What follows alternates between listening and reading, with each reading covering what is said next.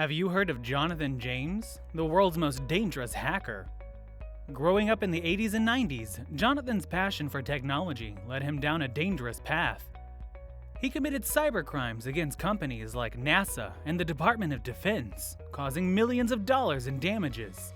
In this video, we'll explore Jonathan's fascinating but tragic story. Many people today are very interested in and even obsessed with computers and the internet.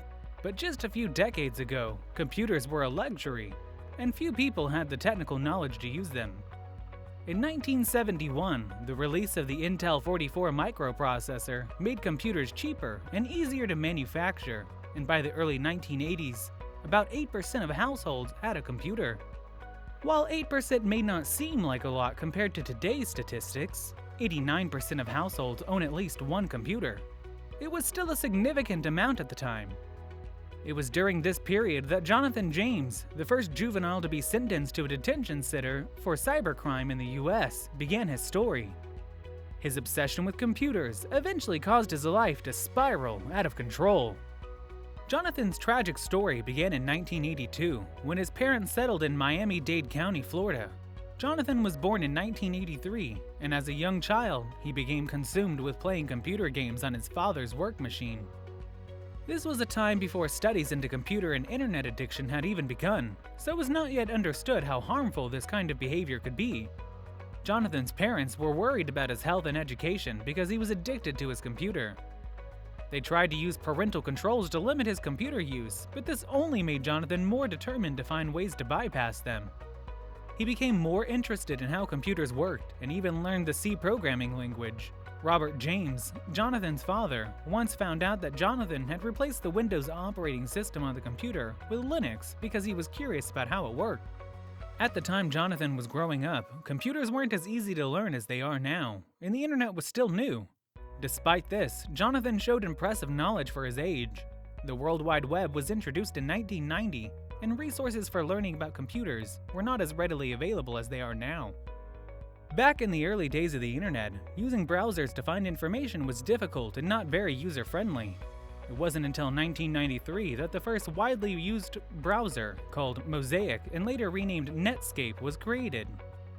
This browser was the first to combine text and graphics on a single web page. Compared to now, there were a lot fewer people utilizing the internet back then. In contrast to today, when more than half the world's population has simple access to the internet, there were only around 20 million people who had registered at that time.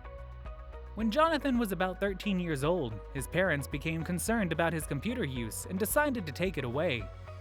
In response, Jonathan ran away from home and demanded the return of his computer. Eventually, the police found him hiding at a nearby border. He argued that his computer use didn't negatively affect his schoolwork, as his grades were still good.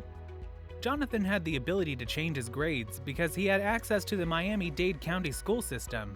He hacked into different systems between June and October of 1999, including one of the largest telecommunication companies in the United States, Bell South Telecommunications.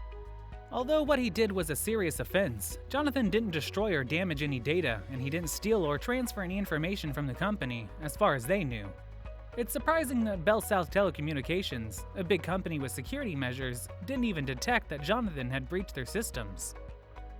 He admitted to the crime when he was faced with more serious charges. As a teenager over 15 or 16 years old, he became a prime target of the law. Jonathan used the online name Idios Comrade, replacing the letter O with a 0.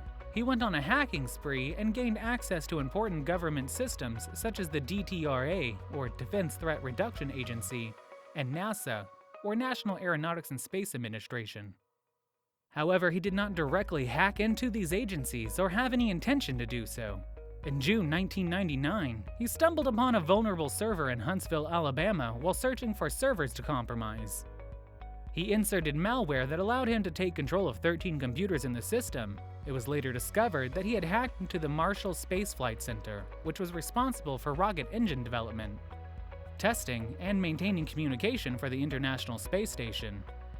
Jonathan stole data valued at around $1.7 million. NASA confirmed that he took some of the source code of critical software that controls the temperature and humidity in the International Space Station.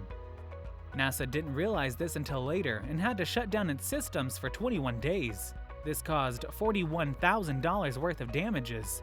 Jonathan became famous after this, and NASA worked with the FBI to catch him. Jonathan found another server in Dulles, Virginia, without being detected. He put a back door into the server, which gave him a secret entry point. This allowed him to connect to the server remotely. He also installed a sniffer to capture sensitive information, such as login details. He chose to target the U.S. Department of Defense's Defense Threat Reduction Agency this time. He stole thousands of messages, 19 usernames and passwords, and some data from the military computers. Jonathan was not aware that the authorities were on his trail, and he was getting more confident in his skills. During the early morning of January 26, 2000, agents from the Department of Defense, who were armed and had a warrant, went to the home of a teenage hacker and took away all his electronic devices. This happened because the hacker had broken into the computer systems of the Department of Defense and NASA. The hacker was caught and then taken to court where he admitted to the crimes. However, because he was only 16 years old and no other young person had ever been found guilty of cybercrime before, the judge had a difficult time deciding what to do. At first, the hacker was given 6 months in jail, but later the judge decided to be more lenient. Instead, the hacker was ordered to stay in his house for 6 months and was not allowed to use any electronic device except for his schoolwork. He also had to write letters of apology to the Department of Defense and NASA and work with them to explain how he had hacked into their systems. This case was the first time that the Pentagon's branch had been hacked, and it was not ignored. Jonathan could have faced serious consequences if he were tried as an adult for his computer and wiretapping crimes. Some legal experts said that he could get over 10 years in jail for it. Later, Jonathan broke the rules of his sentence and was caught using drugs. The law did not look kindly on this, and he became the first minor sent to a juvenile detention center for cybercrime charges. He spent 6 months in the Alabama Correctional Facility. The story got a lot of attention in the press, and Jonathan became an example to other young people who might want to commit cybercrime. The prosecuting attorney, Guy Lewis, said that the case showed that the justice system would be tough on minors charged with cybercrime. He said, "This case should let people know that we will aggressively prosecute cybercrime to the full extent of the law." The young teenager was deeply affected by the 6-month sentence they received in July. The very thought of it was enough to make them give up their daring hobby. They realized it was not worth risking going to jail just for fun and games. They decided to find other things to do for fun so they wouldn't end up in trouble again. After being released, Jonathan decided to keep a low profile and live an ordinary life. However, in 2007, he was once again accused of cybercrime, this time in connection with a TJX hack. It was said that he might have been involved in the Office Max hack as well. Despite denying any involvement, police raided Jonathan's home, as well as his siblings' homes. They did not find anything incriminating except for a licensed firearm and a suicide note written by Jonathan. Jonathan James was discovered dead in his home on May 18, 2008, less than 2 weeks after a police raid. He had shot himself in the head using a gun that was not taken by the police during the earlier raid. A suicide note was found with his body, but some parts were blacked out. This story of Jonathan James is a sad reminder of how cybercrime can have terrible consequences. Not just for the victims, but also for the people who commit the crimes.